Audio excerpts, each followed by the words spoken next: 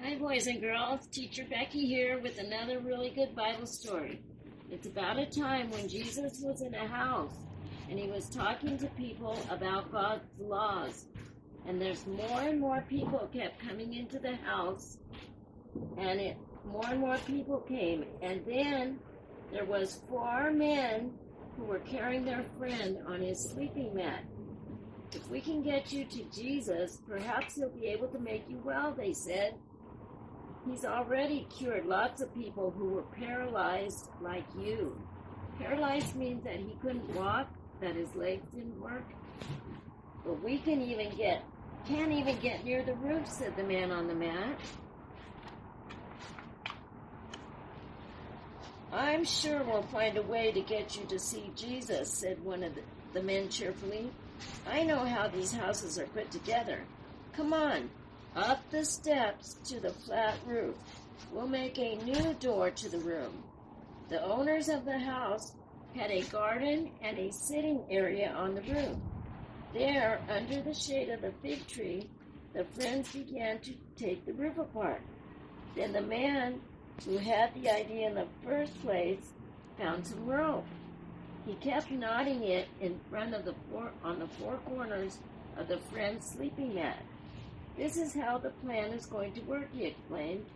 We scraped the roof as far as the ceiling, and we're going to pick up our friend on his bed. And here the man raised his head, he said, and he let it down quite fast. That'll break the ceiling cluster. Then you, and here he turned to the man on the bed, must keep lying still while we lower you down to where Jesus is. How do you get me out again? Asked the man who couldn't walk. I'm quite sure you'll walk out, they said. The Pharisees and the teachers of the law were there, and they stood up in alarm as the ceiling crashed down. Jesus smiled when he saw the man being lowered to the floor in front of him. He grinned at the hopeful faces of the men on the roof. He knew they had total faith in him. Well, he said to the man, your sins are forgiven. At once the murmuring began. Only God can forgive sins, the Pharisees whispered. Just saying those words is a wicked thing to do. Jesus turned to them. It's easy to say your sins are forgiven, he said. It's harder to say, get up and walk, because everyone can tell whether or not the words meant anything.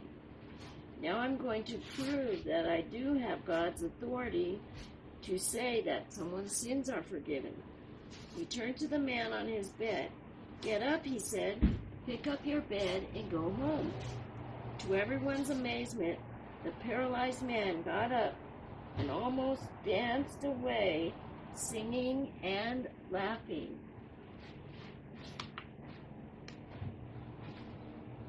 And that's the end of our story. Thank you.